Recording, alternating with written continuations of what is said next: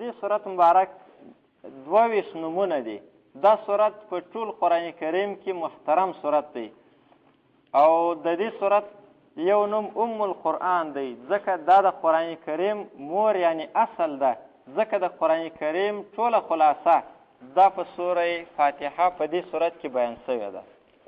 او بل نوم یې سورة الفاتحه دی. فاتحه یو د قرآن کریم افتتاح په دې سره کیږي او بل دا چې د هر رکعت افتتاح په دې صورت سره کیږي. بل نوم یې سورة الشفا هم دی. حدیث کې راغلی چې دا صورت د هر مرض دپاره علاج دی او شفا ده. دا صورت 7 المثانی هم ورته وایي، 7 آیاتونه دي او بار بار ویل کیږي.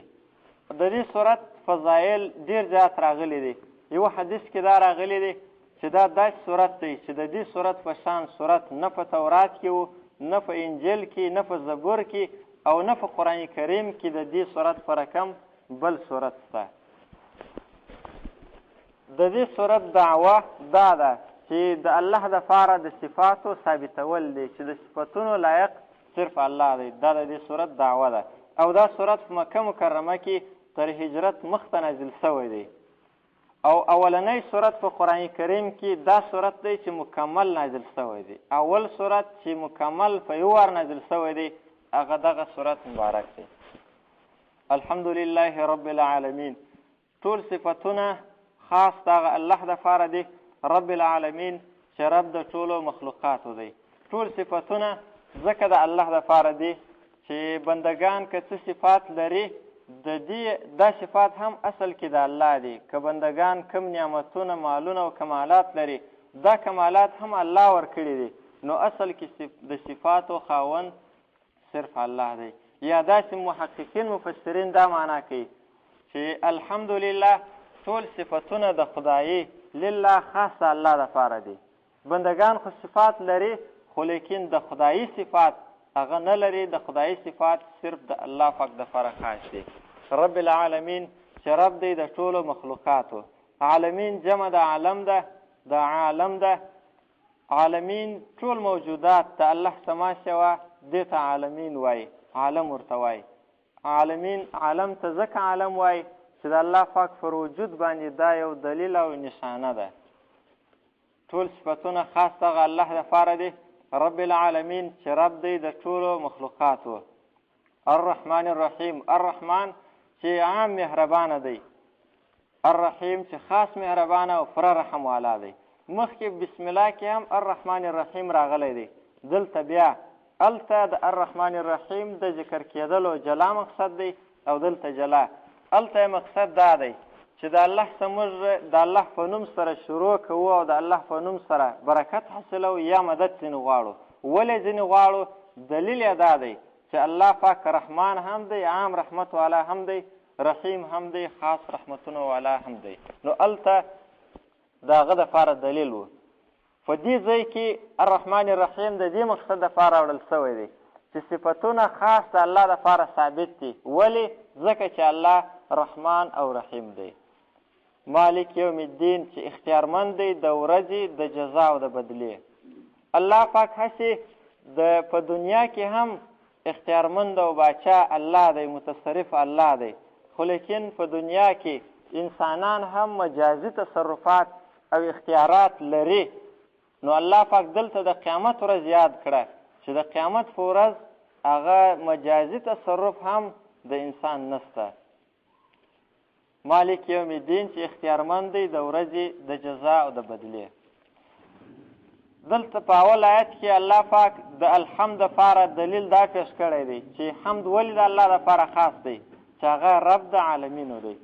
رب وایي تربیت کوونکي ته، هغه چاته چې د یو شي په قرار سره تربیت کوي او په قرار سره د کمال اندازې ته رسوي. د دې دپاره دوه شیان ضروري. یو دا چې په کوم شي باندې د یو شي تربیت کیږي د هغه اسباب پیدا کول، او بل دا په هغه اسبابو کې دا تاثیر پیدا کول چې په هغو اسبابو سره د چا تربیت وشي. نو دا دواړه کارونه الله کړي دي. د انسان د تربیت لپاره اسباب هم پیدا کړي دي او په هغو اسبابو کې دا تاثیر هم اچولی دی چې چې د انسان تربیت په هغو باندې وشي. رب العالمین په دې کې اشاره ده دې خبرې ته چې دا نعمتونه چې انسان ته الله پاک ورکړي دي د دې پیدا کوونکی او ورکوونکی الله دی. رب العالمین یعنې نعمتونه چې انسان ته ورکول سوي دي دا ټوله نعمتونه الله ورکړي دي او الله پیدا کړي دي. الرحمن الرحیم بیا دا سوال پیدا کېدی چې دا نعمتونه به پیدا کړي الله یې، خو لیکن چې د چا سره لږ دي، لږ مالونه او جیدادونه لري، لږ نعمتونه لري، او د چا سره ډیر دي، دغه ویش او دا زیاتوالی او کموالی په دې کې به د انسان اختیار دا وهم پیدا کېږي. نو الله پاک فرمایي چې الرحمن الرحیم، الله پاک عام رحم والا او خاص رحم والا دی. اشاره ده چې دا تقسیم د نعمتو دا هم الله پاک په خپله کړی دی. بیا دا سوال پیدا کېږي چې دا نعمتونه الله پاک ویشلي او پیدا کړي دي، د دې د استعمال اختیار به انسان ته ورکول سوی. انسان به اختیار لري چې د دنیا د هر شي څخه په څه طریقه استفاده کوي، کولی به شي، دا وهم پیدا کېږي. نو الله پاک د دې وهم دفع کوي چې یا دا اختیار د انسان سره نسته.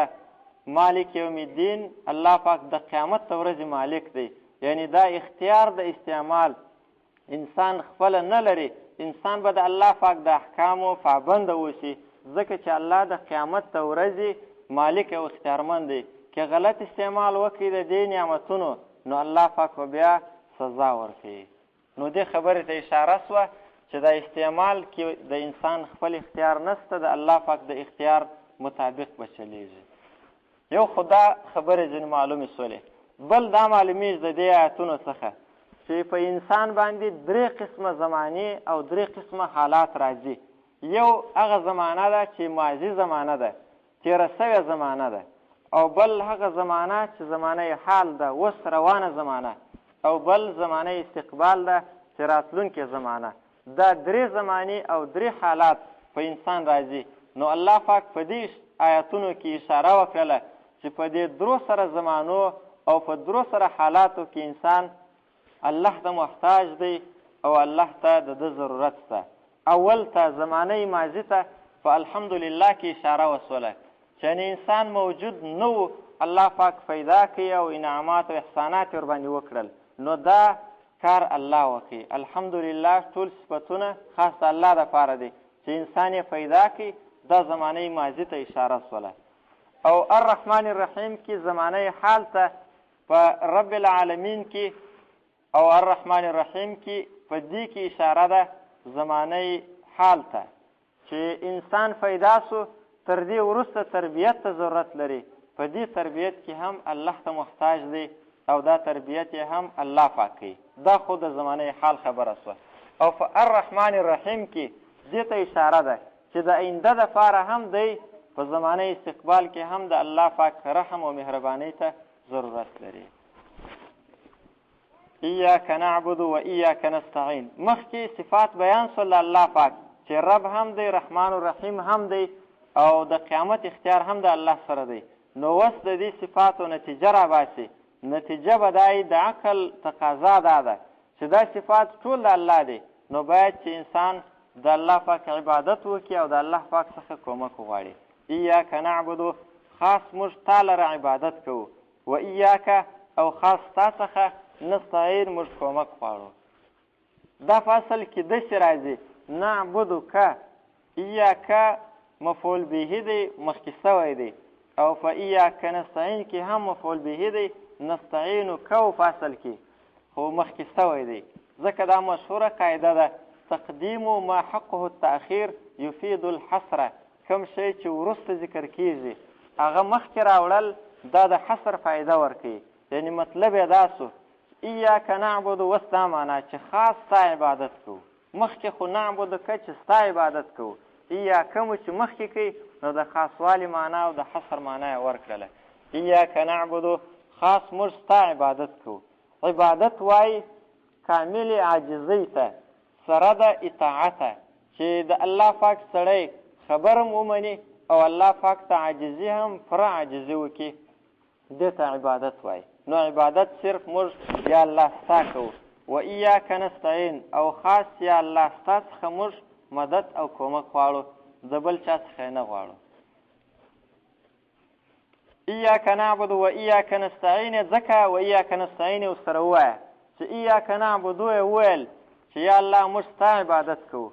نو په دې کې انسان دا فکر ونه کړي چې دا زه پر الله باندې یو احسان کوم، د الله سره ښه کوم چې زه د الله عبادت کوم.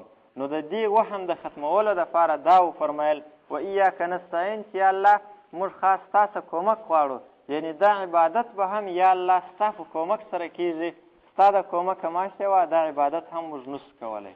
او په دې آیاتونو کې په دې آیت کې رد دی په جبریه هم او په قدریه هم. جبریه یو ډله ده، هغه وایي چې انسان مجبور محض دی، انسان هیڅ اختیار نه لري، هر څه چې کوي الله یې کوي، د انسان هیڅ اختیار نشته. دا جبریه وایي. نو په ایاک نعبدو کې رد راغی په جبریه چې فرمایي ایاک نعبدو چې یا الله موږ ستا عبادت کوو. معلومه شوله چې انسان اختیار لري، انسان څه کولی شي هغه دا چې انسان د الله عبادت په خپل اختیار سره کوي. و ایاک نستعین کې دا بیا رد دی په قدریه باندې. قدریه بیا د تقدیر څه منکر دی، هغه وایي چې انسان پوره اختیار خپله لري، د خپلو افعالو د خپلو کارو هم خالق دا انسان دی. نو الله پاک فرمایي چې داسې و ایاک نستعین چې الله ستا څه کومک غواړو، یعنی انسان اختیار لري خو په خپل اختیار کې الله ته محتاج دی، الله ته یې ضرورت ده. و ایاک نستعین او خاص تا څخه یا الله موږ مدد او کومک غواړو. عبادت کول مفسرینو لیکلي دي چې د قرآن کریم خلاصه او متن دا سورة الفاتحه ده، دا سورت دی، دا د ټول قرآن کریم خلاصه ده. او بیا ایاک نعبد و ایاک نستعین دا د سورة الفاتحه خلاصه ده، چې دا مسله چې عبادت به سړی صرف د الله کوي او کومک به صرف د الله څخه غواړي، دا دوه مسلې دا د ټول قرآن کریم خلاصه ده. عبادت دا د الله سره په دې کې بل څوک شریکول دا شرک دی، او کومک ما فوق الاسباب تر اسبابو پورته کومک د یو چا څخه غوښتل چې اسباب نه وي هغه دلته موجود نه دی، او سړی کومک ځینې غواړي په دې عقیده چې بغیر د اسبابو هغه ماته کومک و فایده را رسولی شي، دا هم شرک دی. اختیار صرف د الله چلیږي. و ایاک نستعین او خاص موږ ستا څخه یا الله کومک غواړو. په دې کې یوه مسله دا ده چې څوک دعا کوي، حاجت غواړي، دعا حاجت غوښتلو ته وایي، نو صرف د الله څه به غواړي، بل څوک به نه ورسره شریکوي.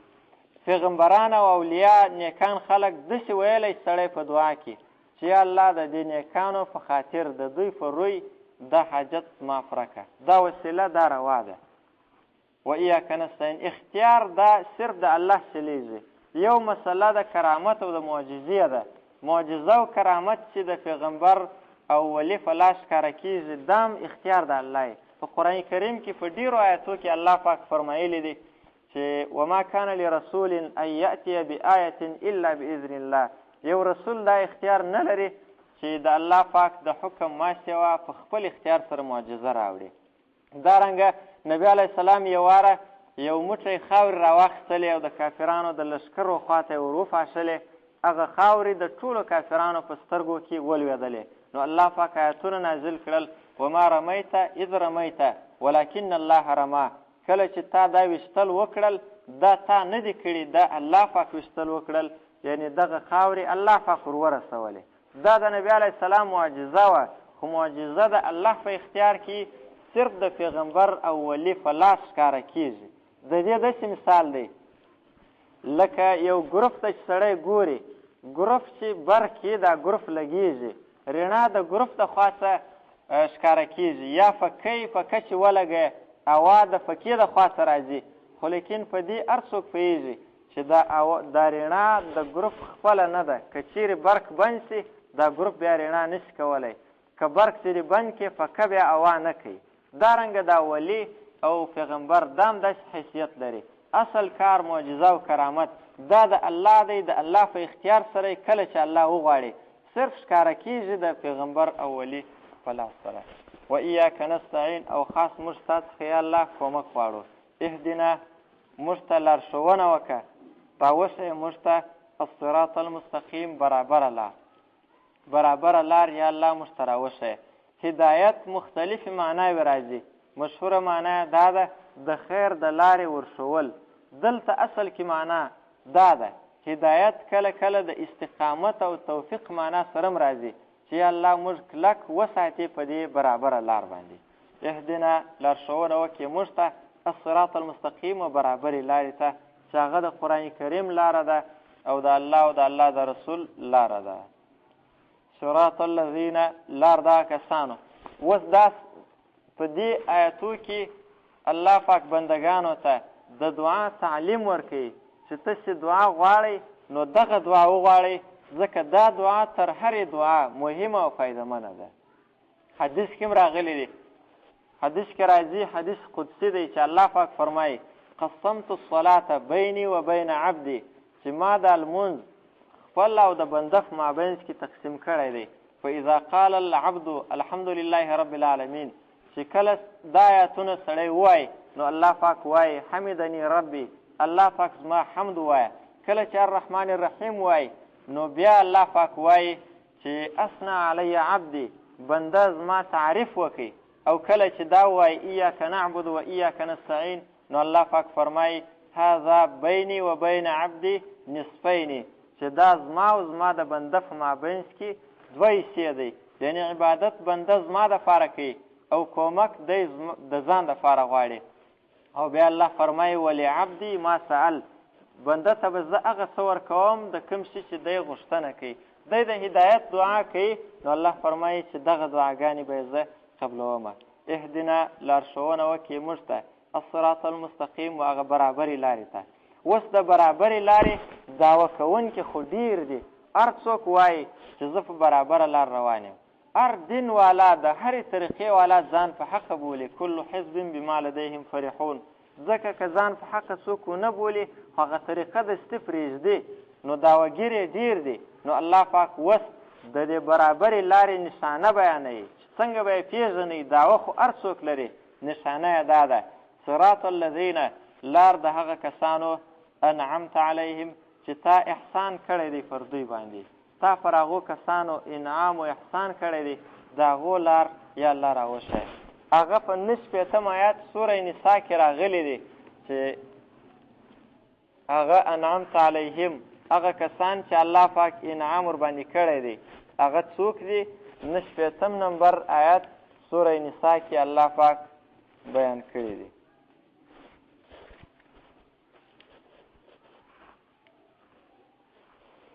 ومن يطع الله والرسول فأولئك مع الذين أنعم الله عليهم من النبيين والصديقين والشهداء والصالحين وحسن أولئك رفيقا.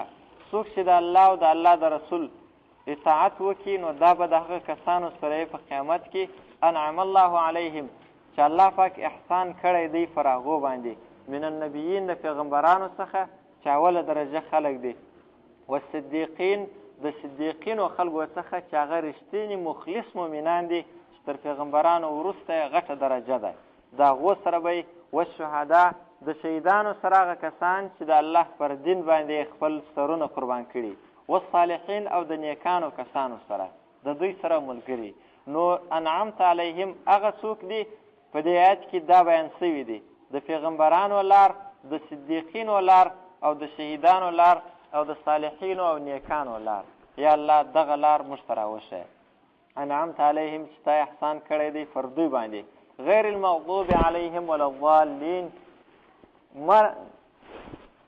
مه راشئ لار دا کسانو چې پر هغو باندې غضب سوی دی، ولا الضالین نه لار دا کسانو چې هغه ګمراه او بې لارې دي.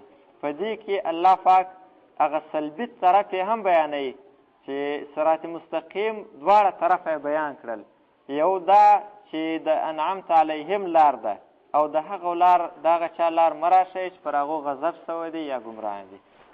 غیر المغضوب علیهم نه لار د هغه کسانو، نه هغه کسان چې غضب سوی دی پر دوی باندې، ولا الضالین او نه لار د ګمراهانو.